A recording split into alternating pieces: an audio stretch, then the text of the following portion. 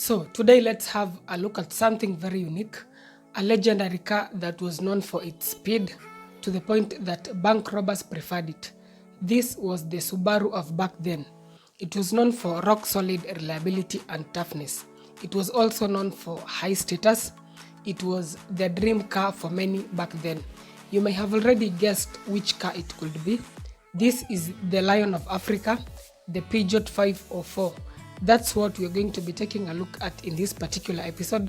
So please stay tuned and welcome to IK Photo Reviews.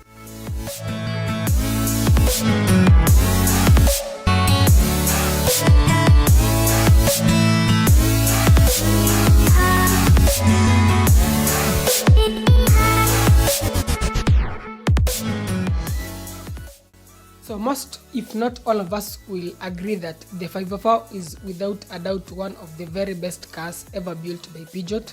They were so good and that's why they are still around to date. And we are very quickly getting to a point whereby the few remaining ones will cost an arm and a leg to purchase, because as time is going by, their value is going up and they are becoming a collector's item. If you think the Probox is the toughest car ever built, then you are wrong. 504s should have that crown because even by today's standards, this is still a very tough car. You can buy a 504 pickup today that has well over 250,000 kilometers and it will still carry all the heavy and bulky luggage that you throw at it for many years to come. These were cars that were built to last a lifetime. They were very simple and no wonder very reliable. Everything was mechanical. The windows and mirrors were controlled mechanically. There were no sensors and complicated electronics. Everything was simple, plain and straightforward. Yet the ride was still very comfortable and the drive still engaging. This car was produced from 1968 till 1983 in France, but other markets were licensed to assemble them for a much longer time. For example, I think Nigeria was amongst the last countries to stop assembling them in 2006. Here in Kenya it was assembled up until 2004. It was also assembled in South Africa, so you can just see why this car was indeed the king of Africa. We used to have a neighbor who really loved these cars and he actually imported two of them from South Africa, the saloon and station wagon versions, and they were driven all the way from South Africa.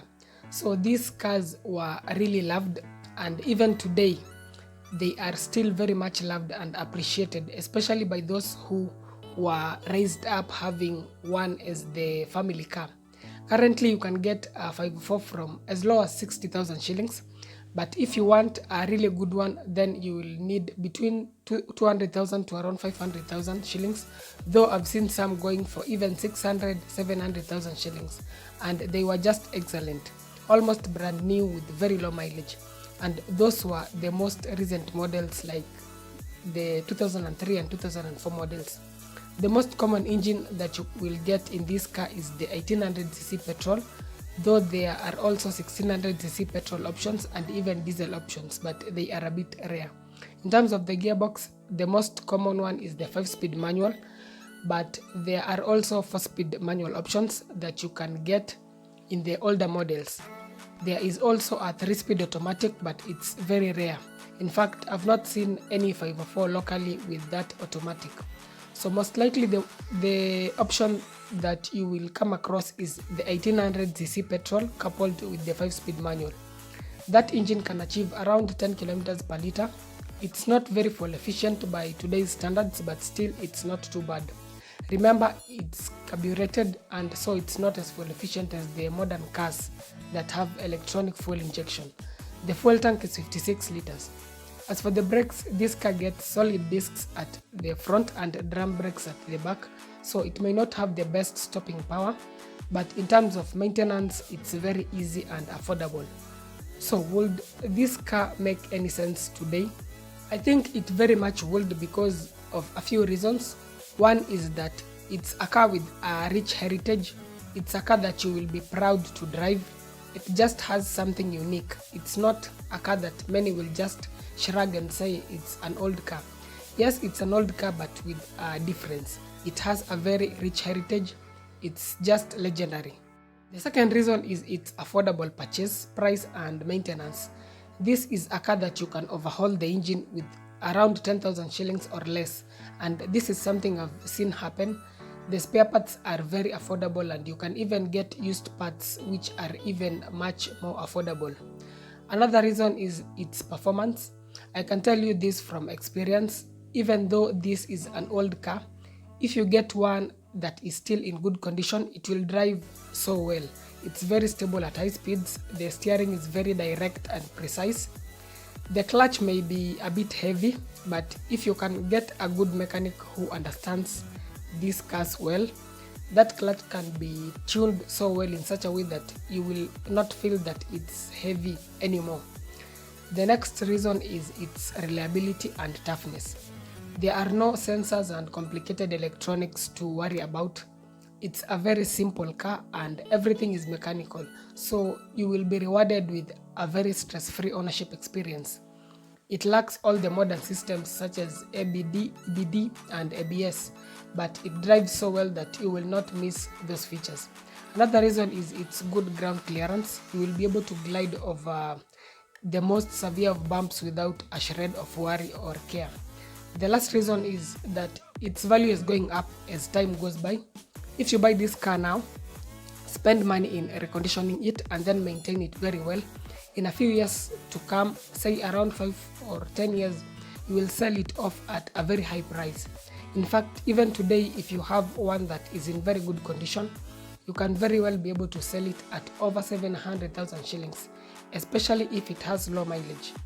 Those people who know the value and heritage of this legendary car will be more than willing to pay even 800,000 shillings for this car.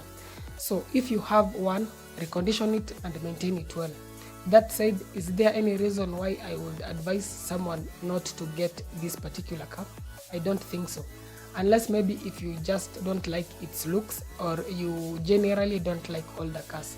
If you prefer more space, then the station wagon would be a good alternative.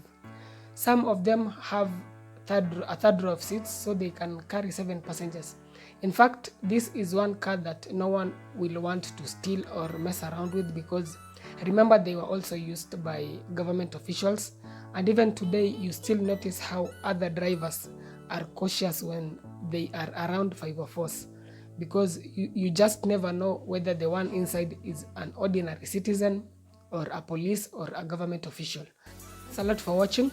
Do let me know your thoughts about this particular car in the comment section. Is it a car you would want to own? Would you prefer to pimp it or just leave it as stock?